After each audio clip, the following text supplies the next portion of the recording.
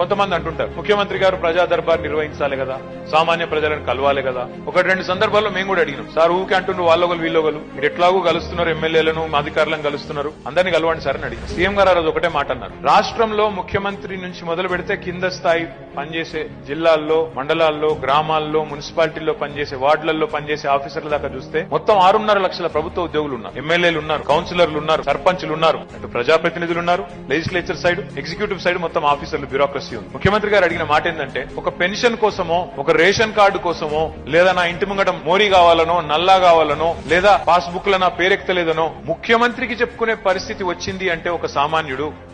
ఖచ్చితంగా ఆ వ్యవస్థలోనే ఏదో లోపం ఉంది, కింది దాకా ఉన్న యంత్రాంగం చక్కగా పనిచేస్తలేదని దాన్ని బట్టి నాకు అర్థమవుతుంది. ఈ సమస్యలన్నీ ఎక్కడికక్కడ పరిష్కారం కావాలి, ఎక్కడికక్కడ వీటిని సామాన్యులకు అధికార యంత్రాంగం అందుబాటులో ఉండి పరిష్కారం చేయాలి తప్ప ఇవన్నీ పోంగా ఈ అన్ని వ్యవస్థలు ఎగ్జాస్ట్ అయిపోయినాక ఇంకేమన్నా మిగిలితే వీళ్ళ వల్ల కాని సమస్య